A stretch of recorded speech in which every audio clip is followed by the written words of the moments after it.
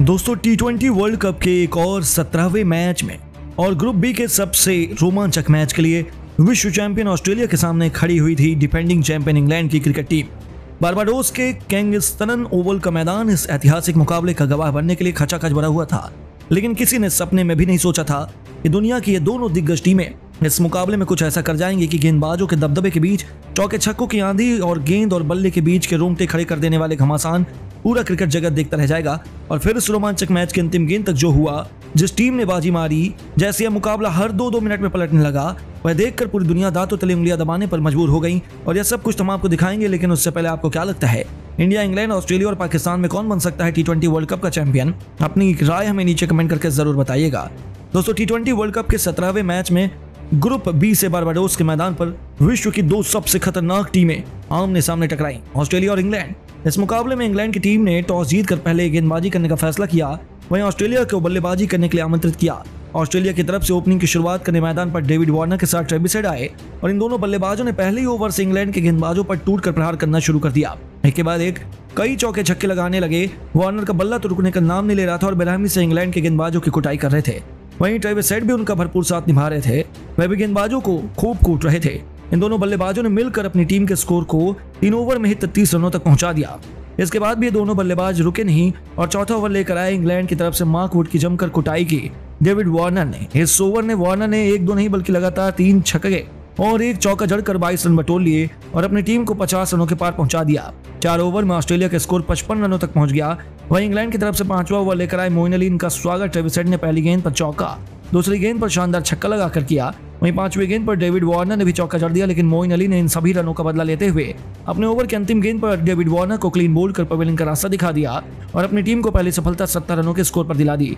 David Warner अपनी team के लिए 16 गेंद पर 4 गगनचुंबी छक्के की मदद से 39 रन बनाकर पवेलियन लौट गए और अब डेविड वार्नर का विकेट गिरने के बाद मैदान पर ट्रेविस हेड का साथ देने में चल मार्स आए। वहीं पावर प्ले का अंतिम ओवर लेकर आए इंग्लैंड की तरफ से जोफ्रा आर्चर, इनका स्वागत तीसरी गेंद पर ट्रेविस हेड ने शानदार चौका लगाकर किया, लेकिन चोपड़ा अर्चना ने इन्हें ज्यादा देर तक मैदान पर टिकने नहीं दिया। अगली ही गेंद पर ट्रेविस हेड को क्लीन बोल्ड कर पवेलियन का रास्ता दिखा दिया और इंग्लैंड की टीम मैच में वापसी करती हुई नजर आने लगी।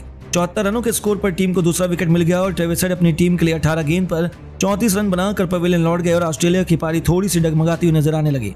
लेकिन कप्तान मिचेल मार्श अभी भी मैदान पर टिके हुए थे और उनका साथ देने के लिए मैक्सवेल आए और इन दोनों बल्लेबाजों ने मिलकर टीम की पारी को संभाला और कई मौके और छक्के जड़े और मैक्सवेल का बल्ला अभी भी रुकने का नाम नहीं ले रहा था। तूफानी अंदाज में बल्लेबाजी कर रहे देखते देखते इन दोनों बल्लेबाजों ने मिलकर अपनी टीम के स्कोर को 10 ओवर में 102 रनों तक पहुंचा दिया। वहीं मिचेल मार्क्स भी बेहतरीन खेल दिखा रहे थे और इंग्लैंड के गेंदबाजों पर टूटकर प्रहार कर रहे थे। टीम का स्कोर तेजी से आगे बढ़ाना शुरू हो गया था और 12 ओवर तक ऑस्ट्रेलिया का स्कोर 118 रन बन चुका था। इंग्लैंड की तरफ से 13वां ओवर लेकर आए जॉर्डन के ओवर में इन दोनों बल्लेबाजों ने मिलकर 18 रन बटोर लिए और टीम के स्कोर को रॉकेट की रफ्तार से आगे बढ़ाया, 50 रनों से अधिक की साझेदारी बना ली। लेकिन वहीं इंग्लैंड की तरफ से 14वां ओवर लेकर आए लिविंगस्टोन ने अपने ओवर की 5वीं गेंद पर मिचेल मार्श को पवेलियन का रास्ता दिखाकर अपनी टीम को तीसरी सफलता 140 रनों के स्कोर पर दिला दी। मिचेल मैन सिटी के लिए 35 रन बनाकर पवेलियन लौट गए, लेकिन मैक्सवेल मैदान पर टिके हुए थे और इनका साथ देने के लिए अब नए बल्लेबाज मार्क स्टोनिस आ चुके थे और इन दोनों बल्लेबाजों के कंधों पर टीम की पूरी जिम्मेदारी थी। लेकिन इंग्लैंड की तरफ से 15 ओवर लेकर आए आदिल रशीद ने अपने ओवर की दूसरी गेंद पर मैक्सवेल को पवेलियन का रास्ता दिखा दिया और ऑस्ट्रेलिया का चौथा विकेट गिर गया। मैक्सवेल टीम के लिए 28 रन बनाकर पवेलियन लौट गए और मार्क स्टोनिस इसका साथ देने के लिए मैदान पर आए और अब नए बल्लेबाज टीम डेविड आ चुके थे और इन दोनों बल्लेबाजों ने मिलकर अपनी टीम के स्कोर को 15 ओवर में 149 रनों तक पहुंचा दिया।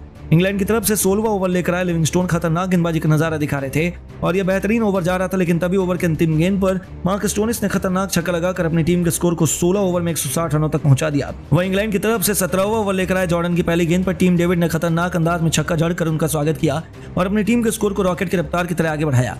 इन दोनों की बल्लेबाजी देखकर इंग्लैंड के गेंदबाज पूरी तरह से हैरान हो चुके थे और ऑस्ट्रेलिया का स्कोर तेजी से बनना शुरू हो चुका था। लेकिन जॉर्डन ने अपने ओवर की 5वीं गेंद पर टीम डेविड को पवेलियन का रास्ता दिखा दिया और अपनी टीम को 5वीं सफलता दिला दी।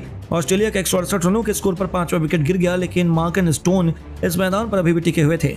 इनका साथ देने के लिए मैथ्यू वेड आए और इन दोनों बल्लेबाजों ने मिलकर टीम को संभाला और एक के बाद एक कई चौके छक्के लगाए। लेकिन ऑस्ट्रेलिया की टीम बेहतरीन बल्लेबाजी करते हुए इंग्लैंड के सामने 20 ओवर में 7 विकेट खोकर 201 रनों का पहाड़ जैसा लक्ष्य खड़ा कर दिया और इंग्लैंड को यह लक्ष्य हासिल करना इतना आसान नहीं होने वाला था। ओपनिंग करने मैदान पर जॉस बटलर के साथ फिलिप्स टेल आए। वहीं ऑस्ट्रेलिया की तरफ से पहला ओवर लेकर आए मिचेल स्टार्क। इनका स्वागत पहली गेंद पर फिलिप्स स्टार्क ने शानदार चौका लगाकर किया, लेकिन उसके बाद स्टार्क ने बेहतरीन गेंदबाजी की और अपने ओवर में केवल 6 रन दिए। इंग्लैंड की शुरुआत भी शानदार हुई और ऑस्ट्रेलिया की तरफ से दूसरा ओवर लेकर आए जोश हेजलवुड। इनका स्वागत बटलर ने तीसरी गेंद पर शानदार चौका लगाकर किया और इसके बाद भी बटलर रुके नहीं। पांचवी गेंद को भी चौके में तब्दील कर इस ओवर में 12 रन बटोली और अपनी टीम को 2 ओवर में 18 रनों तक पहुंचा दिया।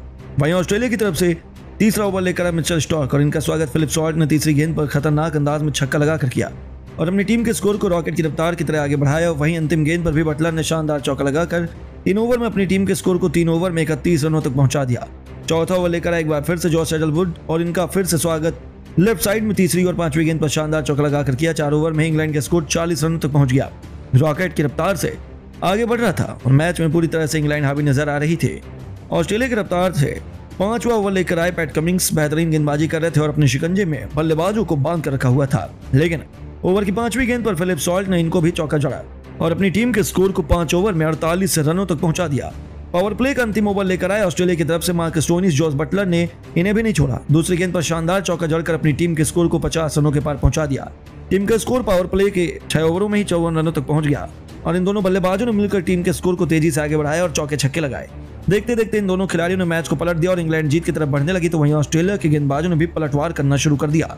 विकेट गिरने लगे और दोनों टीम बराबरी पर आ चुकी थी। कांटे का मुकाबला देखने को मिल रहा था। देखते ही देखते दोनों टीमों के बीच मैच अंतिम ओवर तक जा पहुंचा, जिसके बाद दोनों टीमों में किसी एक टीम को विजेता बता पाना बहुत मुश्किल था। लेकिन दोस्तों, अब आपको क्या लगता है, भारतीय टीम इस बार T20 वर्ल्ड कप जीत पाएगी या नहीं? नीचे कमेंट करके जरूर बताइए। दोस्तों, जैसा कि आपको पता है, वर्ल्ड कप का 16वां मैच ग्रुप डी की 2 मजबूत टीम साउथ अफ्रीका और नीदरलैंड के बीच आज न्यूयॉर्क के नशाओ क्रिकेट स्टेडियम पर खेला गया, जहां पर इस मैच में साउथ अफ्रीका के कप्तान एडन मार्करम ने टॉस जीतकर पहले गेंदबाजी करने का फैसला किया और बल्लेबाजी करने के लिए नीदरलैंड की टीम को आमंत्रित किया। इस बीच नीदरलैंड की टीम की तरफ से ओपनिंग करने के लिए माइकल और मैक्स ओदाउद मैदान पर आए, जहां पर दोनों बल्लेबाजों ने बेहतर तरह से शुरुआत करने की कोशिश की, लेकिन पहले ही ओवर में मार्को जॉनसन ने माइकल को 3 गेंद पर बिना खाता खोले विकेट कीपर के हाथों कैच आउट कराया और अब बल्लेबाजी करने के लिए विक्रमजीत सिंह मैदान पर आए। हालांकि बिना खाता खोले पहले ही ओवर में विकेट गिर जाने के बाद चौथे ओवर में ऑली बार्टमैन ने मैक्स ओदाउद को मार्को जॉनसन के हाथों कैच आउट कराया, जहां पर उन्होंने 6 गेंद पर 2 रन की पारी खेली थी। ऐसे में अब बल्लेबाजी करने के लिए एंजल ब्रैच आए, जिन्होंने विक्रमजीत सिंह के साथ मिलकर टीम को संभालने का कार्य किया।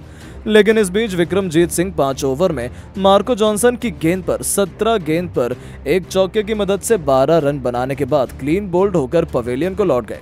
ऐसे में अब बल्लेबाजी करने के लिए डिलीट मैदान पर आए, जिन्होंने एंजल ब्रैच के साथ मिलकर टीम को संभालने का कार्य किया, जहां पर पावर प्ले में 20 रन 3 विकेट के नुकसान पर आज नीदरलैंड की टीम ने बना दिए। लेकिन इस बीच 10 ओवर में डिलीट को एनरिक नॉर्गिया ने डेविड मिलर के हाथों कैच आउट कराया, जिसके बाद बल्लेबाजी करने के लिए कप्तान स्कॉट एडवर्ड मैदान पर आए, जिन्होंने एंजल ब्रैच मैदान पर आए। इस बीच कप्तान एडवर्ड 9 गेंद पर एक छक्के की मदद से 10 रन बनाकर विरोधी टीम के कप्तान एडन मार्करम के द्वारा 12 ओवर में रनआउट होकर अपना सबसे बड़ा विकेट भी दे दिया।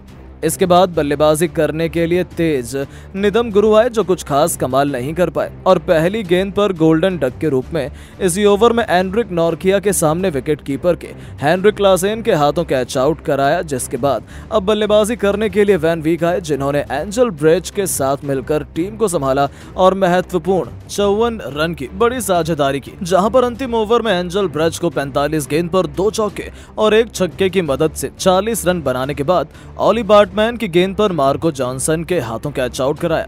इसके बाद बल्लेबाजी करने टीम प्रिंगल मैदान पर आए, जो इस ओवर में 2 गेंद पर बिना खाता खोले इसी गेंदबाज के खिलाफ कप्तान मार्करम के हाथों कैच आउट होकर पवेलियन को लौट गए, जिसके बाद अब वैन मिकरन मैदान पर आए, जो 1 रन बनाकर नाबाद रहे। तो दूसरी तरफ से वैन वीक को 22 गेंद पर 3 चौके की मदद से 23 रन बनाने के बाद पवेलियन का रास्ता दिखाया, जहां पर ऑली बार्टमैन ने इनको एनरिक नॉर्गिया के हाथों कैच आउट कराया, जिसके साथ ही नीदरलैंड की टीम ने 103 रन 9 विकेट के नुकसान पर 20 ओवर में बना दिए, जहां पर साउथ अफ्रीका की टीम के लिए ऑली बार्टमैन ने सर्वाधिक 4 विकेट लिए, तो वहीं मार्को जॉनसन और एनरिक नॉर्गिया दोनों ने 2-2 विकेट हासिल किए।